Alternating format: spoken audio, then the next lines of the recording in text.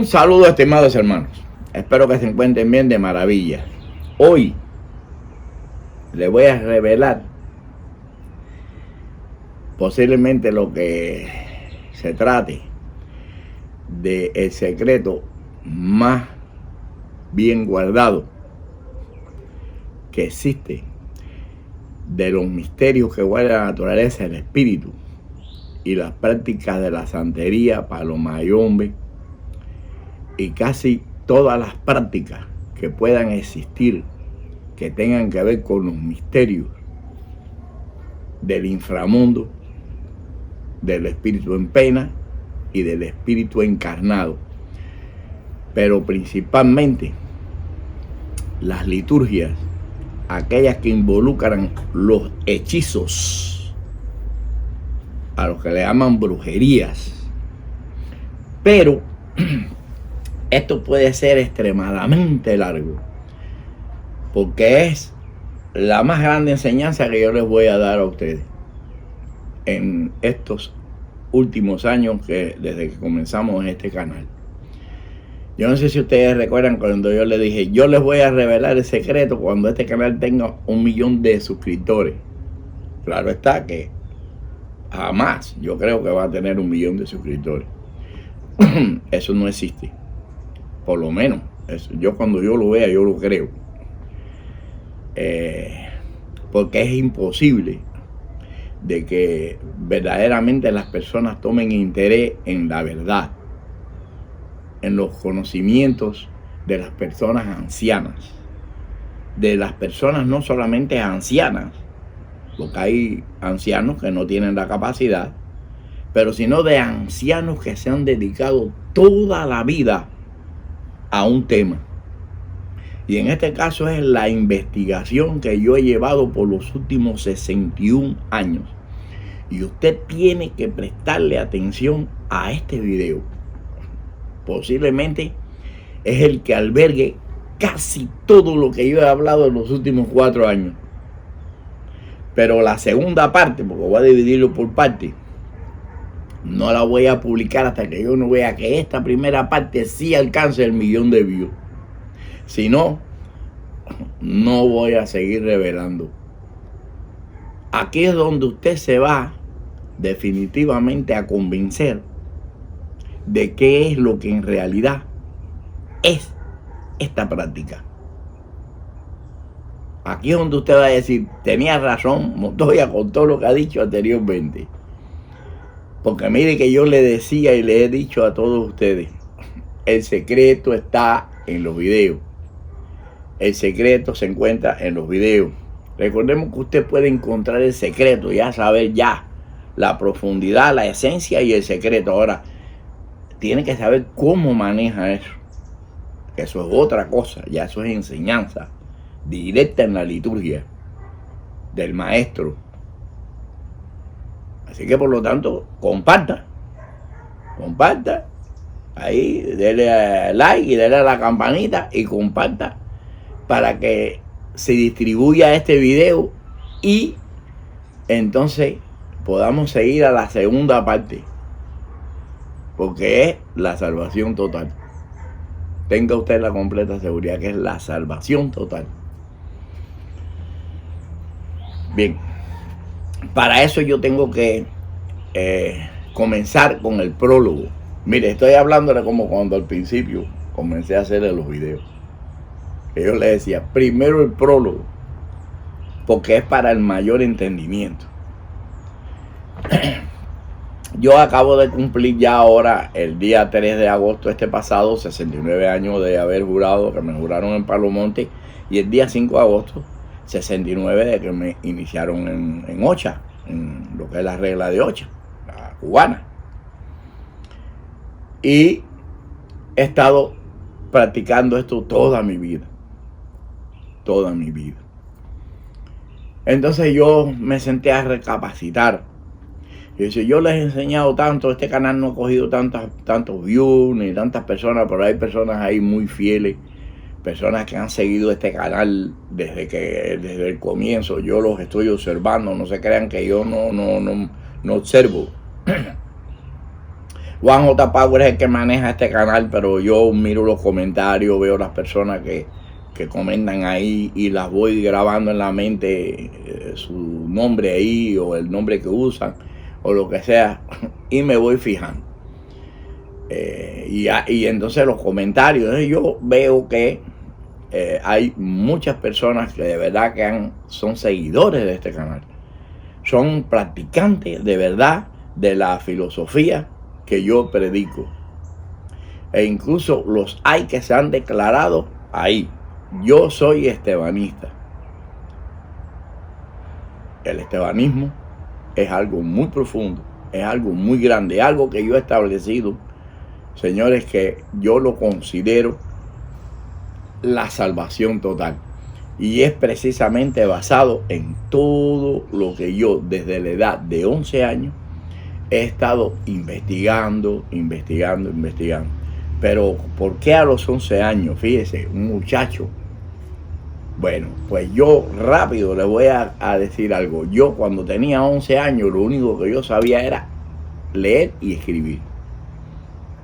Y escribir con una mala ortografía, que eso era espantoso. Pero espantoso. Entonces, un día, como mi padre siempre quería que yo estudiara el libro, la cosa, yo hice algo que tremendo, no le voy a hacer el cuento. Y entonces yo, para minimizar el impacto del castigo, de la reprimenda o de lo que fuera, yo me conseguí un libro que era un libro basado en la historia de Cuba,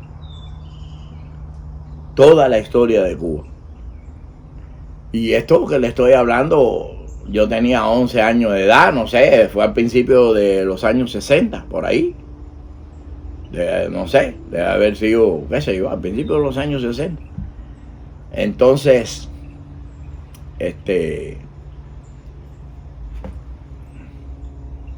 para cuando llegara,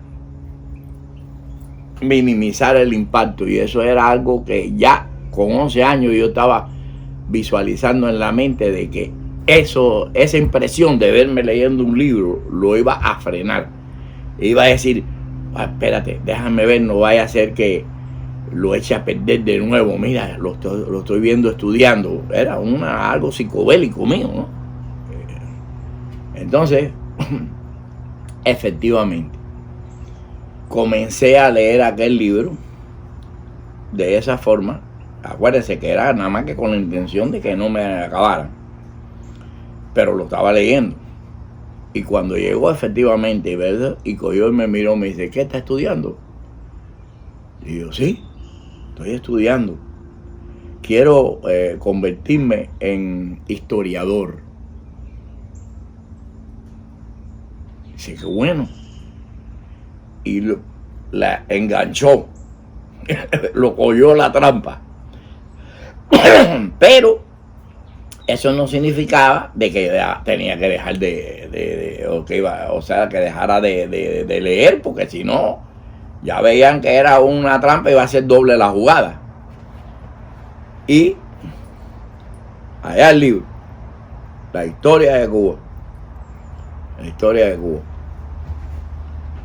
Señores, y me fui metiendo en aquel libro y profundizando, y aquello me fue despertando un interés por la historia, pero tan grande que comencé a buscar otros libros. Entonces yo tenía un tío, un tío político, o sea, era esposo de una tía mía por parte de padre, que él era americano. Lo que se casó con esa tía mía, hermana de mi papá, y fue a Cuba, conoció a mi tía y se casaron. Vivieron en Chicago un tiempo y después regresaron, y él se quedó en Cuba para toda la vida hasta que falleció. Y él también, él me decía Pelusa a mí. me puso de apodo Pelusa, porque el pelo mío era tan rubio y tan rubio y tan lacio que parecían pelusas de maíz. Entonces me decía Pelusa. Y llega él y me dice a mí, mira Pelusa, ven acá Pelusa. Mira lo que te tengo aquí. Y me entrega 4 libros. Y eran 4 libros de diferentes tipos de temas. Unos históricos de la antigua Grecia. Fíjese, la antigua Grecia. Otro de la antigua Mesopotamia. Otro libro que hablaba de situaciones que tenían que ver con la sociedad, el ambiente de la sociedad, el comportamiento de la sociedad. Yo no me acuerdo ahora bien los nombres de los títulos de eso. El único que me acuerdo un poquitico era que decía era el de la antigua griega, que decía antigua griega o no, algo de eso. Ahora no me acuerdo. ¿Para qué le voy a estar inventando? No me acuerdo ahora cuál era el título de eso. Imagínense usted, 11 años. Pero la profundidad del tema, lo que aprendí de ese libro, eso se quedó aquí. Se fue colando aquí. Yo soy muy malo para los nombres, caballero. Eso sí se lo tengo que decir. Yo a veces, usted me puede repetir su nombre 10 veces y yo se lo tengo que volver a preguntar para que se me quede o se me pegue un nombre. Es algo increíble y por eso he tenido este problema. Bueno, ¿qué pasa con esto? Allá voy con el libro. Y ya era una psicosis lo que tenía con el libro. Y con los libros. Y como yo ya había experimentado algunas cuestiones espirituales desde muchacho, prácticamente los 6 o los 7 años, casualmente en ese proceso, pues yo experimenté uno de los más grandes, que fue cuando definitivamente yo vi una presencia de un ángel superior que se me presentó a mí. Yo hice la historia aquí también, y entonces eso me hizo a mí entonces comenzar a tomar interés en lo espiritual y profundizar en lo espiritual, investigar todo, y la cogí con eso. Es decir, un analfabeto, prácticamente analfabeto, porque yo lo único que sabía leer y escribir malamente, comenzó a convertirse en un ferviente estudioso de la creación, del comportamiento de los misterios de la creación y del comportamiento de la sociedad, de los seres humanos. Y fui profundizando, y fui profundizando, y fui profundizando. Ahí comencé entonces otras liturgias, empecé entonces a inmiscuirme más en otras situaciones, de otras creencias y otra fe, que yo no creía en ella tampoco, porque yo no era muy creyente, no lo era prácticamente. Comencé ahí mis primeros pasos, a pesar de que estaba iniciado desde los 3 años. Pero, ¿qué es lo que resultó con esto? Es que me fui involucrando y se convirtió prácticamente en una enfermedad. Pero nótese de que yo no era tan asiduo, podemos decirlo así, a la liturgia que se practicaba en Cuba. La conocía a la perfección, pero no me era de mucho interés para mí, a pesar de que la practicaba. Pero yo estaba concentrado más en el secreto, en la profundidad, en el misterio. Yo quería llegar a conocer cosas que se me dieron en mi mente, que las logré y las he logrado conquistar, podemos decir así, que en aquellos momentos era algo que posiblemente sería una falacia, pero no, se convirtió en una realidad. Y yo nunca jamás en la vida lo dije ni lo revelé, qué cosa es lo que yo quería lograr o buscar, porque no quería que me estuvieran diciendo más barbaridades de las que me decían a mí los mayores, que eran bastante crueles con los muchachos, que eran, podemos decirle, muchachos inquietos, muchachos curiosos, o no sé cómo definirlo, porque entonces venían y decían que si estaban locos, que si no sé qué, y entonces yo inteligentemente no quería que se me estuviera notando tanto lo que verdaderamente yo estaba tratando de lograr investigar, para que no me fueran a enredar en otro rollo más de las tostaderas y las locuras de los mayores de aquellos tiempos, y entonces vinieran a creer que si yo estaba loco completamente, que si a lo mejor me metían en una institución de loco de eso, o de sabe Dios de eso, y entonces tenía que luchar contra muchos factores. Pero para eso fui utilizando mi inteligencia y perspicacia. Bien. Claro está que dentro de todo eso uno se le iba a vencer a la Catalina y se le iban cosas, pero era más bien lo que era la ansia de querer acelerar las cosas. Involucrado a la vez todo ese interés pues con la juventud, que también yo era una persona, podemos decirle, divertido.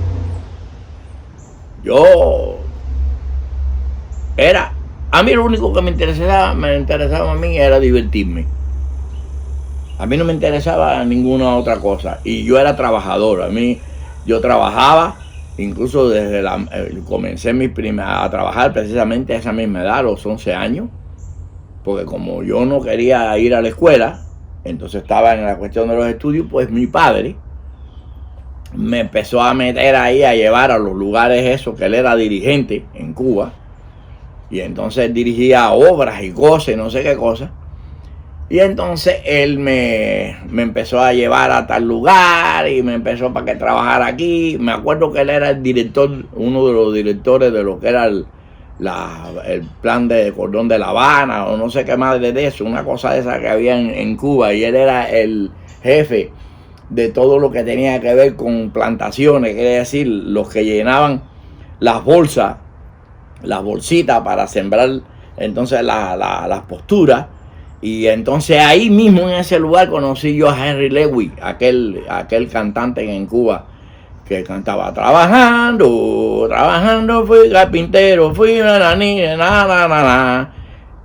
y ahí, antes de que fuera famoso Henry Lewis en Cuba, y él estaba ahí con su guitarra.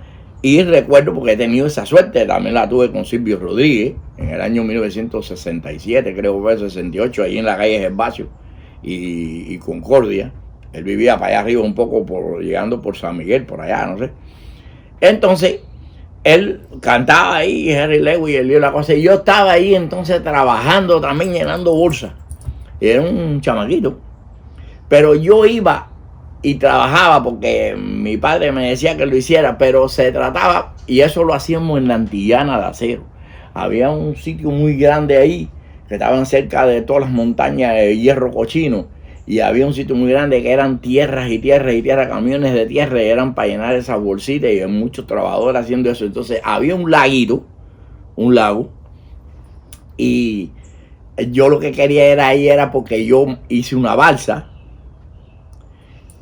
Fui juntando palos, hice una balsa, entonces yo me montaba en esa balsita y en el lado le iba dando la vuelta al lago, que no era muy grande, era un laguito, y le iba dando la vuelta al lago, y ya yo me creía ya que era vikingo y que era todas esas cosas de los muchachos. Mamá, yo ahí en el lago. Y por eso era por lo que más me metí allí, por darle la vuelta al lago con la balsa de madera. Entonces, así fui trabajando y haciendo, y iba para diferentes obras que él dirigía y cosas, y allá me metía. Y entonces me metí por allá, también aprendí albañilería y me hice albañil, y llegué a ser un albañil largo, poniendo ladrillos siendo un niño. Las personas que construyeron parte de Altabana ahí adelante del Hospital Nacional, esos edificios que están ahí, como por ejemplo cito el segundo edificio de la calle Tercera, de la bodeguita, para los que son de Altabana. Ahí trabajé yo siendo un niño. Los que cogieron las casas ahí primeras, que ellos trabajaban para hacer esas casas, se quedaban asombrados esas personas, como yo siendo un niño, yo era poniendo ladrillo, tenía ayudante y todo, ayudante, unas personas mayores, ayudantes, mezcla ladrillo, un albañil de eso, pero espantoso. Y se me acabó un día eso porque me lancé de un andamio y había un palo ahí con un clavo de este tamaño, y cuando caí me atravesó el pie completamente y me salió el clavo por arriba. Ay, para allá, para el hospital, y no sé qué, la jodedera, y no hay que ser tétano, y qué sé yo. Y entonces tuve la pata todo jodida y ya no seguí trabajando ahí. Pero todos me conocían desde niño, esos mayores, esos viejos que estaban ahí. Bueno, los descendientes no, porque se trataba de los que trabajaban ahí. Bueno, todo eso, mire, nótese, no estudiar, pero interés por otras cosas. Principalmente, ¿qué es lo que yo iba haciendo para que no me molestara? Era permitir esos tipos de situaciones, de trabajar aquí, trabajar allá, de trabajar para que no la cogieran conmigo, o sea, que no me estuvieran fastidiando. Mientras que eso me daba la oportunidad de yo profundizar en mi conocimiento y a la vez, entonces, poder tomarme el tiempo de la diversión.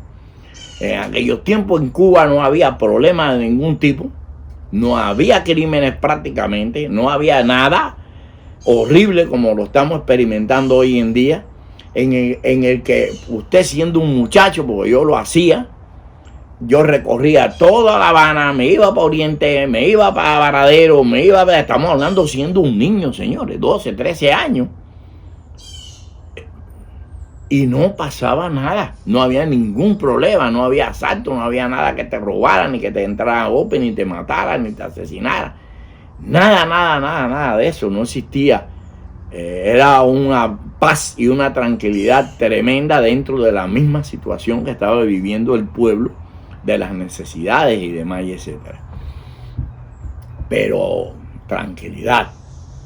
Entonces, ¿qué es lo que yo hice? Como yo tenía esa oportunidad de moverme cuando yo quisiera, porque eso sí no me lo... Mi padre, mi madre, que era la que principalmente estaba al tanto de la cosa, ella no le daba mucha importancia de que yo me desapareciera. O sea, que me levantara por la mañana, pata de perro, desaparecido, y cuando regresaba por la noche, a lo mejor a veces hasta tarde, ya entonces se acostumbró a eso y parece que no me querían tocar tanto, molestarme, para que no se alborotara la cosa. Bien, y siempre estudiando, eso sí era una cosa increíble. Libro, y la cogí con eso. Bueno, ¿qué pasó? Y esto es bueno que lo escuchen, si no, no lo van a entender. Para nada van a entender lo que viene atrás.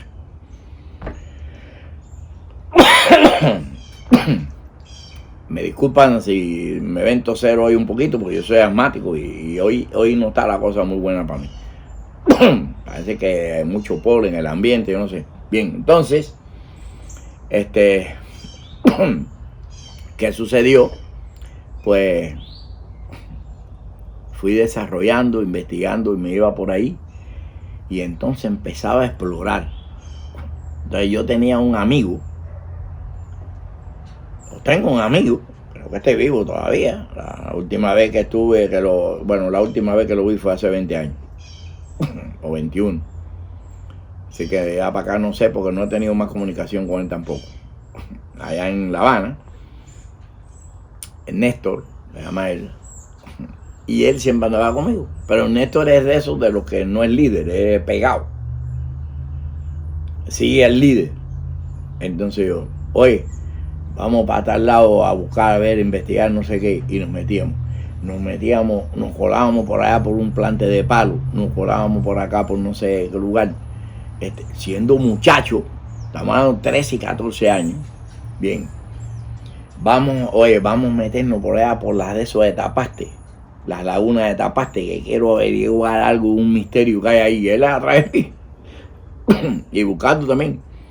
Entonces, y una cueva que me dijeron por tal lugar, y esto, y aquello, y era busca, investiga, y ahí, atando a cabo, y ahí, para acá, y atando a cabo, y lee, y atando a cabo, y busca este misterio. Leía, oye, vamos a irnos allá a la montaña, no sé qué.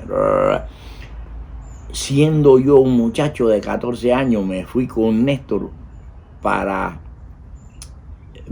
allá ¿cómo se llama a veces? Las minas de Matá, no sé, eso era en Oriente, ahora se me olvidó el nombre de eso. Era cuando tú vas como para el Pico Turquino, había un pueblo que le llamaban Vado de Yeso, y allá arriba había como una escuela, que no me acuerdo ahora cómo le llamaban a esas minas del frío, no sé, una cosa de esa. Entonces, nos metimos para allí, señores, yo buscando sitios específicos que decía la historia de, ejemplo, cito, aparte de los misterios de la naturaleza y la creación, lugares específicos donde hubieron combates de enfrentamientos tanto coloniales como después de la revolución. Los sitios específicos donde cayeron las personalidades. Y ya vaya por ahí llevando lo que yo estaba buscando. Y era, entonces cuando llegaba a los sitios, ahí yo experimentaba el rito para comprobar si era real o no era real lo que yo a la vez estaba recibiendo de ciertos practicantes de las reuniones de Palo Mayombe y de Ocha, muy ancestrales, muy viejos ya, que cuando aquellos tenían 60, que me daban información, más la que yo iba buscando la información universal de los libros, más lo que yo iba comprobando, porque yo hacía ¿qué es lo que yo hacía? Esto, conseguía esta información que estaba aquí, cogía las conjugaba e iba a buscar comprobaciones. Entonces ahí es donde yo comprobaba que era real, que sí lo que estaba diciendo esto y lo que me estaban diciendo esto sí sucedía, porque yo lo experimentaba en el ambiente. Y todo eso que íbamos nosotros viendo, que iban conmigo en muchos lugares, otros no, y demás, etcétera, el mismo Néstor, que sí, ese cual, que fue observando la jugada. Entonces Néstor no estaba iniciado en las prácticas, no estaba en nada, sin embargo él estaba mirando el ambiente y viendo y conociendo. Él lo que veía, lo que yo hacía, lo eso, y a lo mejor se lo ponía en la cabeza, pero a lo mejor se lo quitaba, porque él nunca llegó a hacer nada de esto, ni ninguna cosa de eso, pero sí andaba en eso conmigo. Entonces ahí seguimos y seguimos hasta que yo llegué al tema griego a una profundidad mayor, superior a este libro, a otro que busqué, y así. Muchas personas aquí leen, ejemplo, los libros de la antigua Grecia y lo miran como una cuestión cultural. Puede que haya algunos que lo vean más espiritual que cultural. Y entonces ahí estamos hablando de que de la antigua Grecia, Zeus, Afrodita, Apolo, Palas Atenea, todo lo que son las potencias y deidades que existen o existían en esos tiempos, que el pueblo griego lo adoraba completa y totalmente. O sea, la historia de la antigua Grecia. ¿Qué pasa con eso? Eso era tan influyente ahí en ese país como lo era a sus alrededores. Lo único que algunos tomaban otro nombre, un poquitico diferente el matiz de la liturgia, y demás, y etcétera, pero era casi la misma cosa. Entonces ahí se hablaba de Poseidón, que era el dios del mar, de las profundidades y demás, y etcétera. Mire la combinación de cosas. Palas Atenea, la diosa de la guerra; Afrodita, la diosa del amor; Zeus es el dios supremo de todo. Si usted usted va combinando todas esas potencias y todas esas deidades de aquellos tiempos, usted se va a dar cuenta de que es prácticamente esto. Porque ahora cuando usted está hablando de Poseidón, ¿verdad? Y vaya prestando, ahí es donde viene la cosa. Ahí es donde viene. Cuando está hablando de Poseidón, el dios del mar, que tomaba diferentes tipos de configuraciones, el dios del mar, lo presentaban como algo terrible, algo horrible, tenebroso, espantoso, al que todos temían. Pero adoraban, es decir, lo veneraban como un dios o un semidios. En aquellos tiempos, ponga esta funcional y utilice la lógica y la enseñanza, me presta la atención. Se creía también en los que eran los semidioses humanos, mitad dios, mitad humano, ¿verdad? O sea que tenían poderes como Hércules y demás, etc. Y cuando usted está hablando de todo esto, usted dice, eso era historia, eso era, sí, esto es historia. Lo único que lo que hizo, sepultó la verdadera esencia, sepultó de verdad, quiénes fueron los verdaderos descubridores, señores, de lo que es el secreto del espíritu, tanto encarnado como el espíritu en ascensión, como el espíritu de inframundo. Los verdaderos descubridores, señores, de las potencias y de las deidades y sus sentidos. Bien, los griegos. Nótese que todo esto existía desde muchos tiempos atrás, pero los descubridores fueron los griegos. Ahora les voy a decir por qué. Nótese que los ancestros africanos y otros de miles de años atrás no adoraban imágenes. No, ellos solamente, los ritos eran al cielo. Sus rituales eran al cielo. Ellos no adoraban ninguna imagen en específico. Todo lo que ellos hacían era a la potencia mayor, el cielo, el sol, los astros. Adoraban precisamente los fenómenos que creados por la naturaleza, los rayos, pero sin adorar imagen de ningún tipo. Ellos solamente creían en esas energías tremendas como energía o como dioses o como Dios o como deidades, pero no la habían canalizado jamás a un amasijo, a una figura, a nada de eso. Sin embargo, fíjense, muchas atrás, siglos atrás, ya los griegos sí lo estaban haciendo.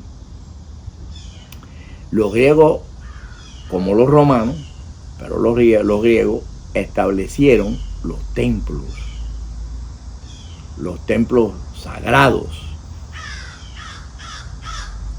para la adoración a esas potencias. La adoración a esas potencias. Porque los sabios de aquellos tiempos, los grandes espiritualistas y descubridores de la materia, pues simplemente llevaron la esencia del espíritu a materializarlo. Pero ¿Basados en qué? ¿Basados en qué? Ahí es donde viene el secreto de la mandrágora. El secreto de la mandrágora. Todo partió, la imagen partió y el secreto se descubrió, y de ahí empezaron a desarrollar por una planta que se llama la mandrágora. Y nótese que cuando usted saca la mandrágora, la raíz siempre tiene la forma de una persona, con diferentes configuraciones como nosotros. Usted no se parece a mí, pero todo tiene la misma configuración de la persona, incluso hasta otras tienen caras horribles. Bien, ¿qué significa eso? De por qué y cuál es la razón por lo que las raíces esas tienen esa forma y esa figura. Eso se trata simplemente de falta de desarrollo de la planta, y por lo tanto a la raíz no le dio el tiempo suficiente de esconder su verdadero rostro. Y por eso fue por lo que los griegos lograron encontrarlo. Ahora les voy a leer rápidamente 2 temas para entonces después continuar para que ustedes lo puedan entender mejor. Muy importante, no se lo pierdan. Distribuya, porque si no distribuyen, tenga la completa seguridad que no voy a seguir este tema, porque no veo que no le tienen mucho interés, como la mayoría no le han tomado interés a la verdad aquí. Bien.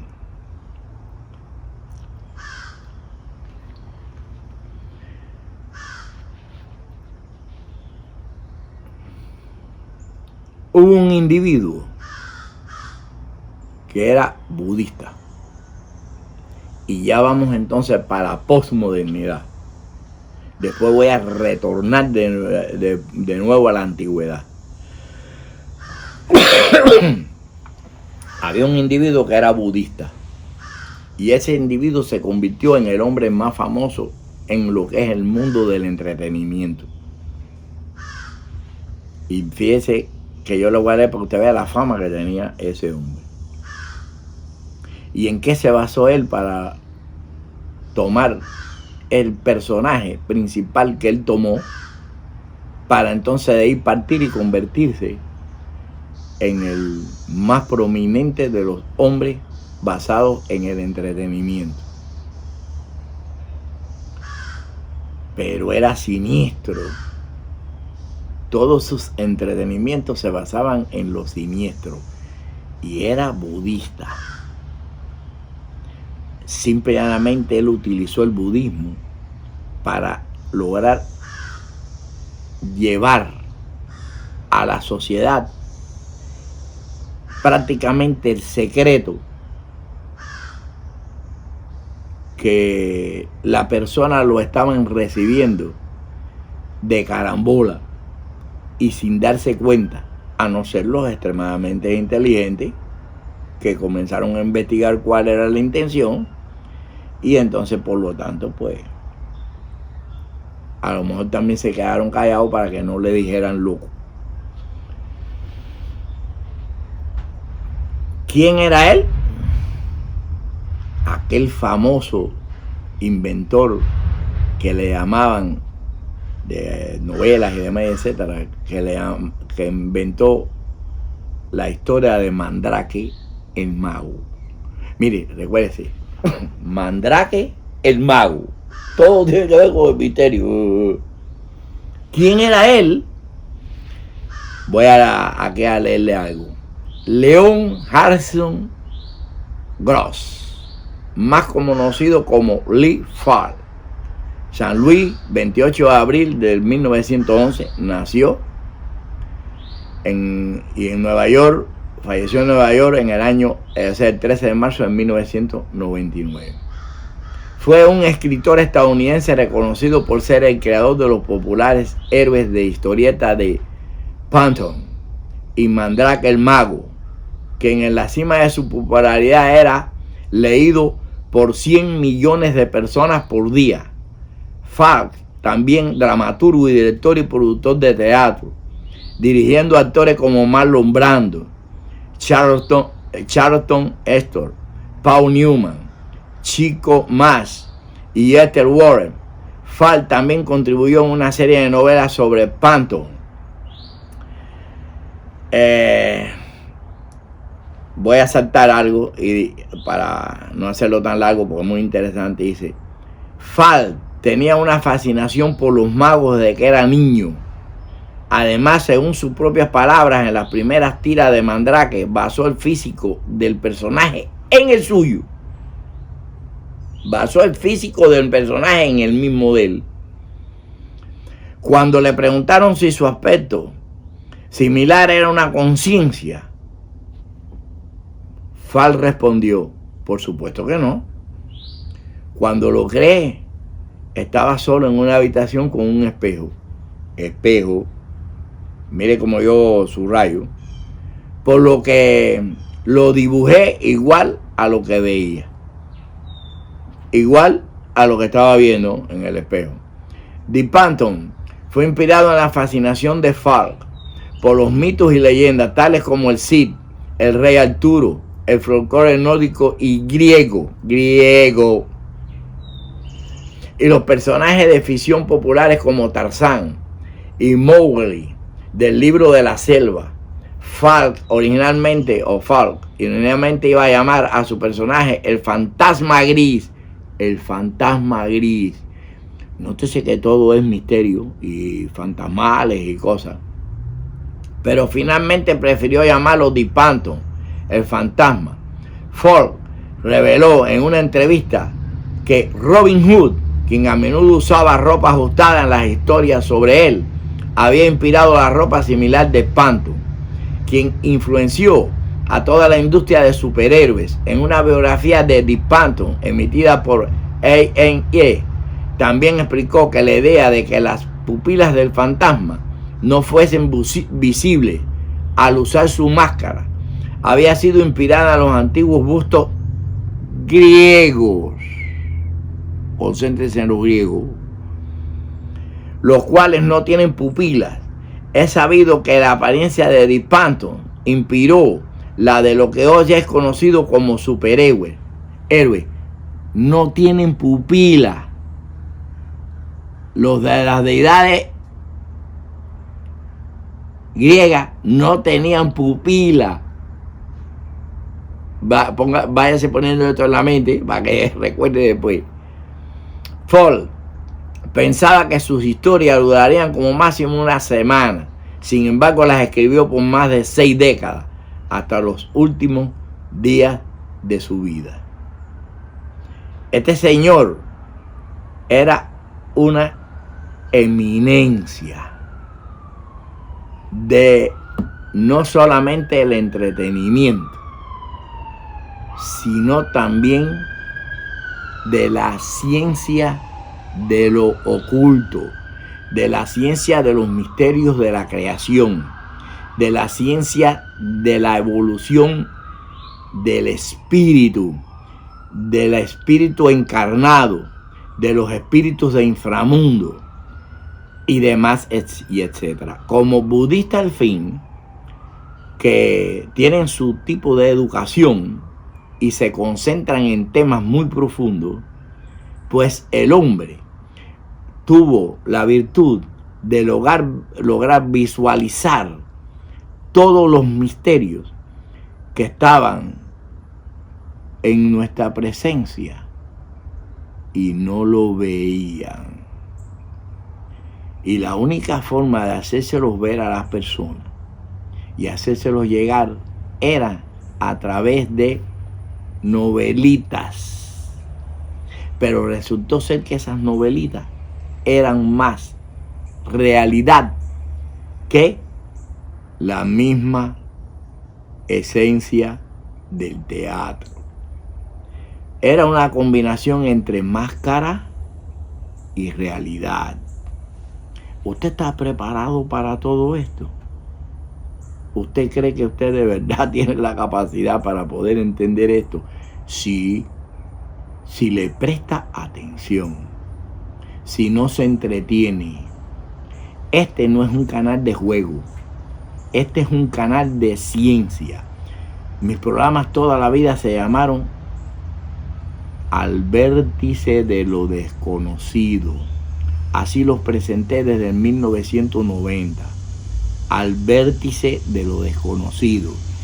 El vértice es precisamente la parte ya final, al caerte al abismo, del vórtice. Es decir, donde ya es prácticamente el secreto y la verdad.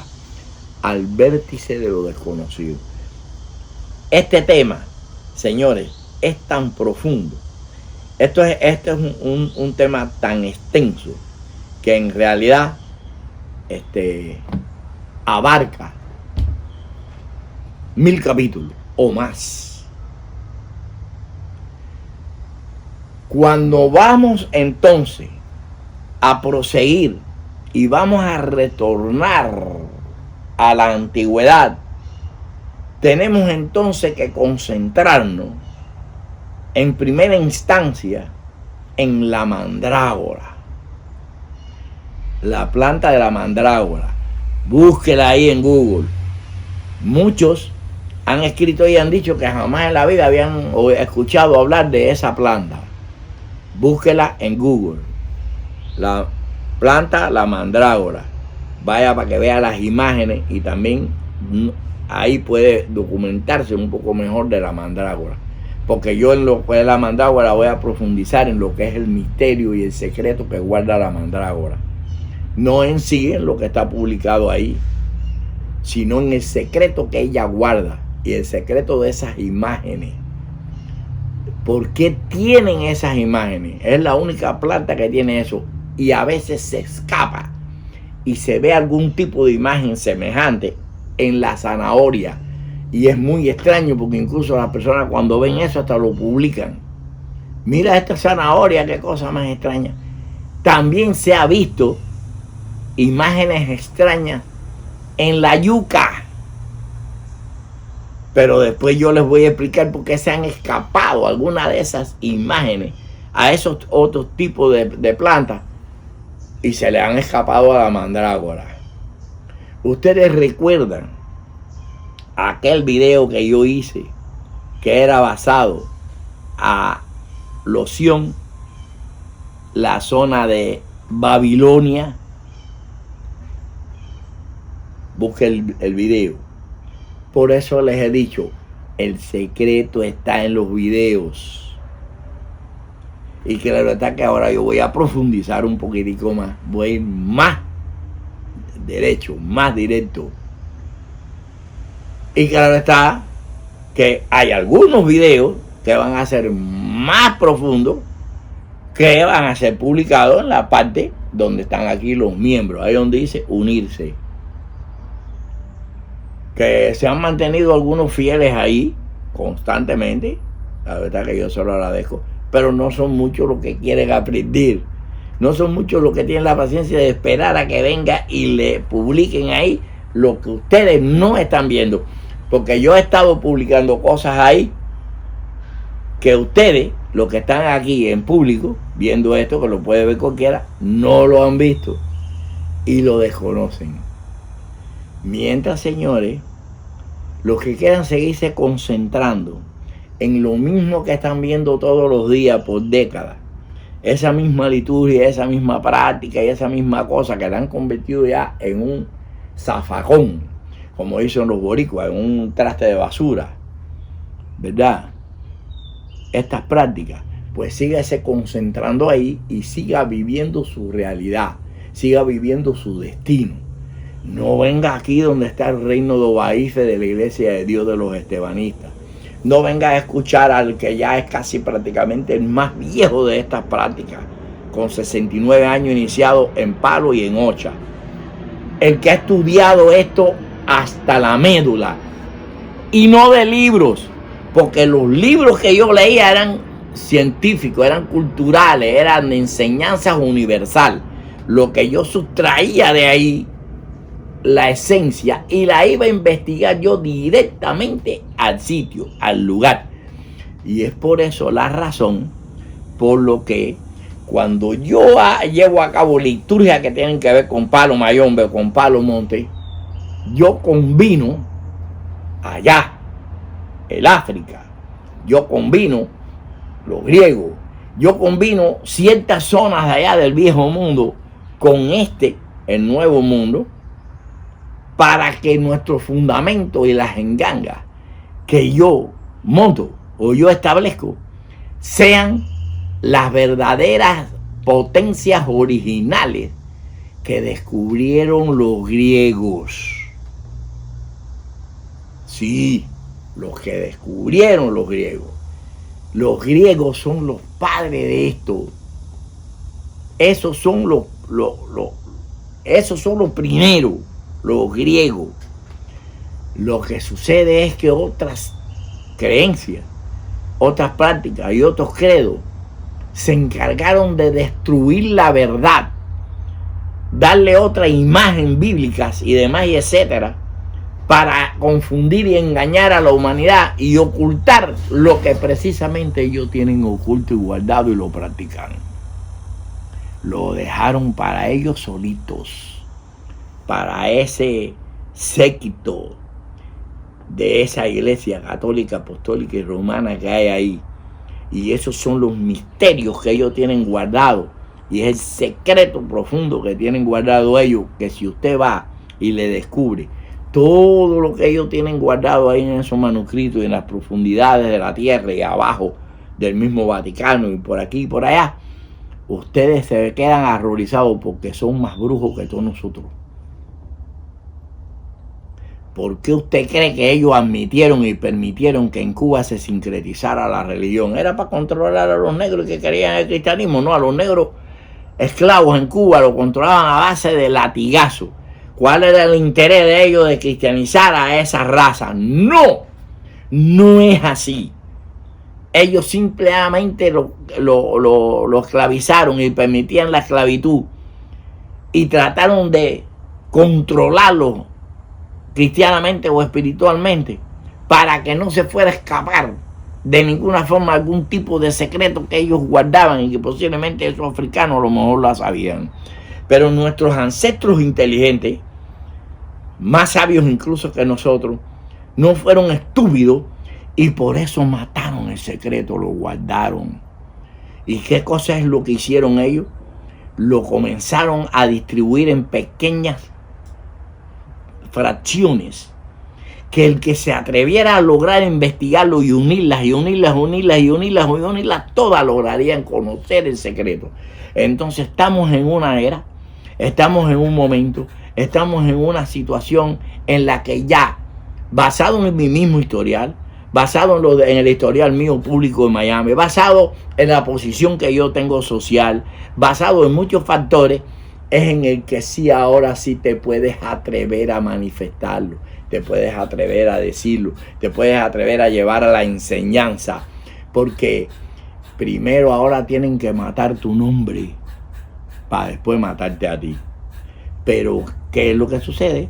Es que esta enseñanza ya yo la he distribuido a personas que están específicamente ya en una posición de conocedores y que nadie sabe quiénes son. Se desconocen y son extremadamente fieles hasta la muerte, y lo han comprobado toda su vida mientras han estado ahí. Y es precisamente por el caso de que fuera a suceder algo conmigo. Significa de que no solamente yo y Primo Cruz, mi hijo, yo Montoya, somos los que conocemos el secreto. No, hay unos cuantos que han sido escogidos, se le ha tomado la confianza, hemos de verdad comprobado que son bacheche, que son hombres que son de verdad, y se les ha entregado el secreto para si ocurre algo, ellos simplemente con órdenes que ya se les han dado sepan cómo poderlo distribuir.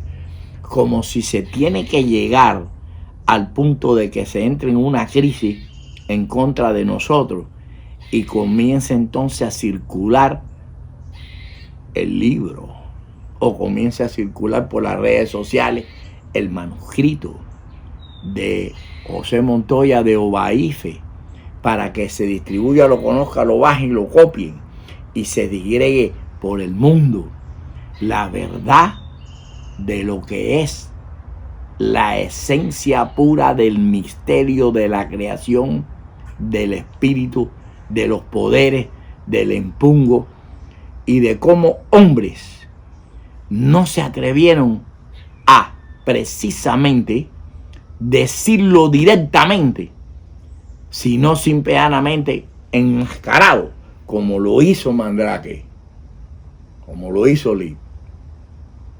Porque ¿qué le hubiera pasado en esas épocas a él si hubiera venido con un fenómeno de esto directamente así, cuando estaba casi prácticamente en la época del colonialismo y del oscurantismo? ¿Qué fue lo que le pasó a aquellos grandes? Juana de Arco, Galileo Galilei, unos cuantos. ¿Por qué la Iglesia Católica estableció, señores, lo que era la Inquisición? ¿Y por qué quemaban vivo a las personas por hereje o lo desmembraban con caballo, estableciendo el terror? Era precisamente para la obediencia extrema, la imposición, el imperio, la dictadura, la obligatoriedad, o eres out, fuera de combate, y a la misma vez para impedir que se fuera a filtrar el verdadero conocimiento que se fue perdiendo y se fue perdiendo y se fue perdiendo. Hay quienes dicen, basado en todas las coberturas que tengo yo de periodistas, de revistas internacionales y todos los fenómenos que ocurrieron en Miami desde el año 1980 a la fecha, comenzó a coger potencia en el 88, que han dicho, ¿por qué la han cogido con ese santerito? Si ese es un santerito de Hialeah, que se dedica a consultar y a hacer santos y voces y cosas, ¿por qué la han cogido con ese? ¿Por qué la han cogido con ese? Porque sabían y descubrieron de que yo sí tenía el conocimiento, de que sí yo sabía lo que estaba haciendo. ¿Y por qué fue que pasó eso? Es precisamente, y le doy gracias a Dios, los finalados, los Dumare, que no les revelé los secretos completamente, pero estuvo más o menos al punto, más o menos tenía una noción de la cosa, de un traidor dentro de mi casa, un hombre que estaba al lado mío constantemente, era mi mano derecha. Y en el año 1996 le descubrí algo. No en el 96, en el 95 le descubrí algo. Creo que fue hasta menos, 94, 95 por ahí.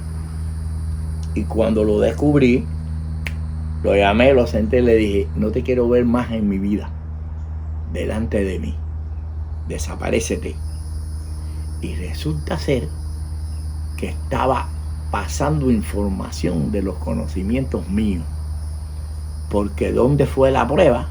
Que apareció repentinamente en programas como el de Cristina y el de María Laria y otros programas importantes, ocurrió así Primer Impacto, en la televisión miamense, con una cruz de este tamaño y acusando de que él había estado del lado del demonio, al lado del diablo, y que por eso es por lo que él estaba ahí denunciando. Nunca pronunció mi nombre porque no se atrevió a pronunciarlo, fíjense, posiblemente por motivos legales, pero todo el mundo sabía, señores, de que él estaba al lado mío, y no solamente mi hallado, públicamente. Mire, para que vea hasta dónde llega esto, Todo esto son coberturas de prensa, periódicos. Les voy a buscar precisamente. ¿Usted ve este hombre que está aquí? Ese es el traidor. Ese que está ahí al lado mío. La señora es una hijada mía que falleció ya hace un tiempo, ya muy mayor. Pero ese es el traidor. No lo voy a decir el nombre del paquete. Voy a decirle el nombre. Y ahí fue donde se pusieron para José Montoya medios de televisión, prensa escrita, periódico, político, la madre de los tomates. Y tuve que enfrentar yo toda esa batalla. La vencí. No pudieron conmigo. La mayoría de ellos ya no existen. Porque simple y llanamente José Montoya conoce el verdadero secreto de todo esto. Y lo conocen aquellos que portan y tienen con ellos el secreto. Y claro está que se van captando nuevas personas, nuevos fieles, a los que se les pone en la mano, señores, para que ellos tengan que hacer lo que tengan que hacer en el caso de que pase algo, pero no solamente de que me vaya a pasar algo a mí, que yo fallezca ya de vejez, señores, pase algo o ocurra alguna situación en que esto se pare por alguna situación, la enseñanza, y ellos tienen la capacidad de coger la libreta azul, la hija de la libreta azul o el hijo de la libreta azul, esa que de esa libreta azul entonces la he convertido yo en 10 libretas, y que esas son las que ellos portan. Incluso estos que la tienen en la mano ni estudian eso, lo tienen guardado como un gran secreto, para si un momento determinado lo tienen que desenfundar, lo desenfundan. Pero yo les voy a llevar a ustedes aquí hasta cierto punto, para que logren simple y llanamente entender esta práctica, la sabiduría de esta práctica, la profundidad de esta práctica, de esta fe y el poder que guarda tan grande, que no necesariamente es de la forma que ustedes lo están practicando. No necesariamente. Por eso que esto se llama Guerra Renova y Fe, la Iglesia de Dios de los Estebanistas. Porque somos un arca, donde aquí se está rescatando a todos los verdaderos fieles que de verdad tengan mente clara, espíritu fuerte, corazón de roca y una conciencia que no pueden con ella, en favor de la hombría. Y cuando me refiero a hombre, me refiero a humanidad. Cuando la humanidad tiene que ser verdaderamente como debe de ser, como lo eran nuestros ancestros, aquellos que jamás miraron lo que tenía nadie, ni lo que era nadie, sino simplemente su semejanza. Punto. No se pierda la parte siguiente, pero depende. 1 millón de views o no es más nada. Así funciona. Sobre este tema, otros lo seguiremos tocando, pero eso se llaman a flor de loto. Dios, Olofi, Alá, Olodumare, lo bendiga a usted y a toda su familia.